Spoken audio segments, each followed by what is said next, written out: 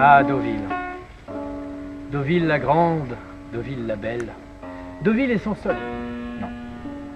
Deauville et ses chiens qui... Non. Deauville, ses femmes nues. Deauville. Deauville et sa sélection Action Asia.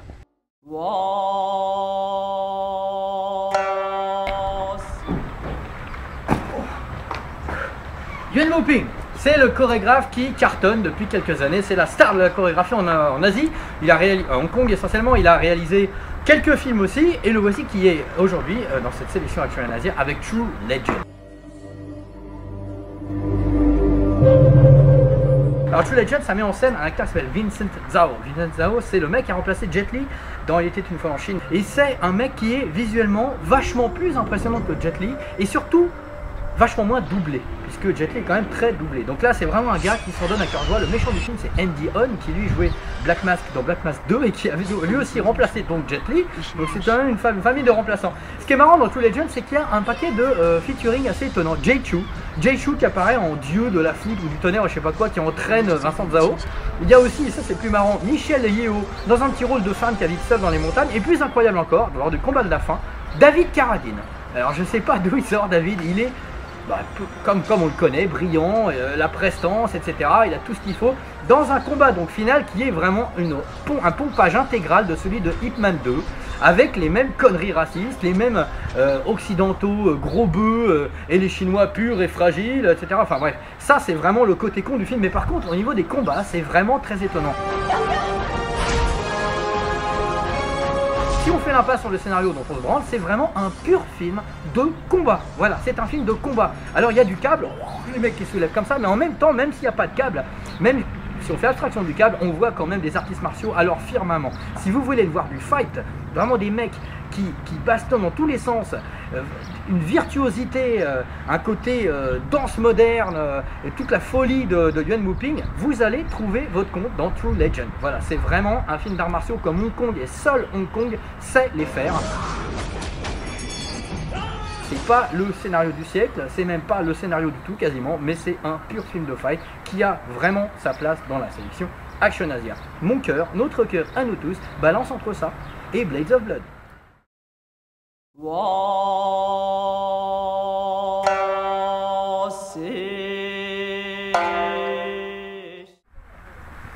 Regardez, c'est la cabine officielle de Piranha 3D, celle de Richard Dreyfuss, mais Richard Chamberlain c'est pas mal aussi, mais un petit peu plus tiré, voilà. Alors un autre film Action Asia, Blades of Blood, de Lee Junik. Lee Junik c'est pas rien, parce que Lee Junik c'est quand même le réalisateur, c'est quand même le réalisateur du King of the Clown, qui était un film génial qu'on avait vu il y a quelques temps à Deauville, pas du tout en Action Asia, mais en tout cas qui est 50% ultra drôle, 50% super noir. Et ben c'est un peu pareil dans Blades of Blood, c'est un mec assez sombre et en même temps très drôle, Lee Junik le réalisateur. Il nous raconte encore une histoire dans la Corée médiévale. Alors au début on a l'impression qu'on va se faire un peu chier, parce que les histoires médiévales situées dans des autres continents, parfois on a un petit peu du mal à suivre un petit peu, on comprend pas trop, on connaît pas bien l'histoire, mais en fait on se laisse rapidement porter par cette histoire, donc qui ressemble à une sorte d'apocalypse imminente. Il y a un réformateur qui se met en tête de tuer les gens du parti en place en Corée pour faire un espèce d'ordre nouveau, mais il croit vraiment bien faire, mais en même temps c'est un assassin. Et puis en même temps on n'arrête pas de parler des Japonais qui sont en train d'envahir la Corée, donc tout est en train de s'écrouler, Et puis parallèlement ça suit deux personnages, un aveugle, une sorte de Satoichi, qui en fait manie la canne, mais qui en fait manie le sabre aussi vachement bien, et puis un jeune qui lui veut se venger. Tous les deux veulent tuer le fameux réformateur, chacun pour leur raison.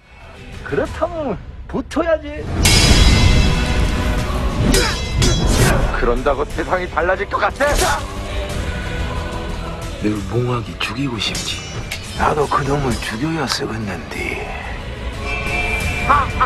이 썩어 빠진 조종 가지고 외놈들 막을 수 있습니까? 여길 떠나. 죽이고 가.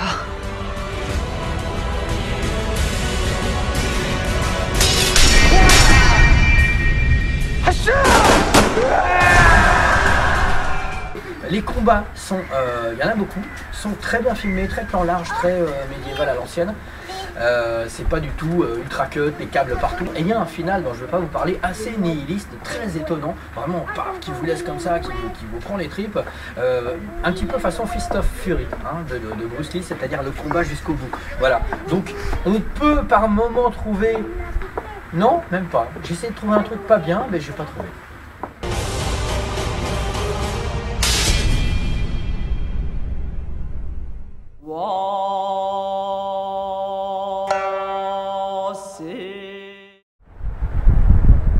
Elvis!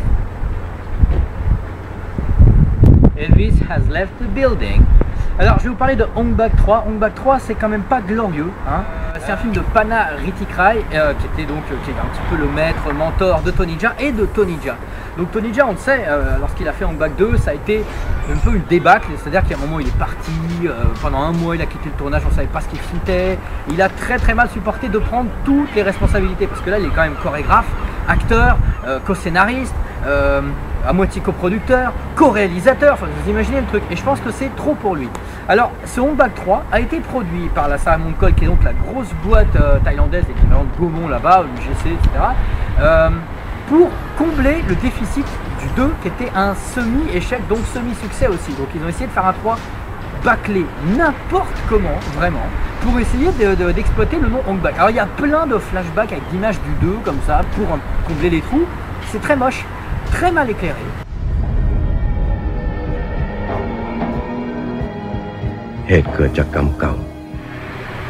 Alors l'histoire d'Ong Bak 3 elle est simple, je ne sais même pas si on peut vraiment parler d'histoire puisque ce n'est qu'un prétexte à faire 2-3 combats vite fait. L'histoire c'est donc Tony Jaa qui est torturé, les os cassés, laissé pour mort, c'est terrible, et puis il est dans la forêt et il s'entraîne, il remet tout ça en place et au bout d'un moment il est prêt à se battre contre le grand méchant du film qui est une sorte d'homme corbeau qui se bat très bien lui et qui a une bouche noire comme ça, un regard diabolique, des tatouages partout et voilà c'est le combat comme ça. Ça s'arrête quasiment là. Il n'y a quasiment rien, c'est une espèce de patchwork de trucs. Alors heureusement, il reste des trucs comme ça, puisque Tony Jaa il est encore physiquement très capable, et tant mieux, puisque c'est pour ça qu'on l'aime. Il a cette espèce de regard très pur, très religieux, puisque c'est un film qui glisse vachement sur le côté bouddhiste, il est quasiment à la fin, ça devient presque un Jésus. Tony Jaa a toujours cette espèce de prestance à la fois sauvage et à la fois très pur, puisque c'est quelqu'un de religieux, Tony Jaa. Je trouve que ça lui va très bien. On peut rire en se disant ouais, il n'est pas très charismatique. Je trouve qu'il a vraiment un côté à la fois enfant sauvage et personnage spirituel. Et j'espère vraiment qu'il va retrouver les signes du box-office, ou en tout cas refaire des vrais bons films, parce que c'est un personnage unique ce type-là. Faut oublier qu'il y a quelques années, c'était quand même la révolution du cinéma d'action mondial, c'était Tony Jaa. En faisant des trucs comme Ong Bak 2 et surtout Ong Bak 3, il tombe en désuétude, il faut qu'il revienne, il est encore hyper présent physiquement, il faut qu'il revienne avec un vrai projet. Je pense qu'il peut le faire, faites-nous ça.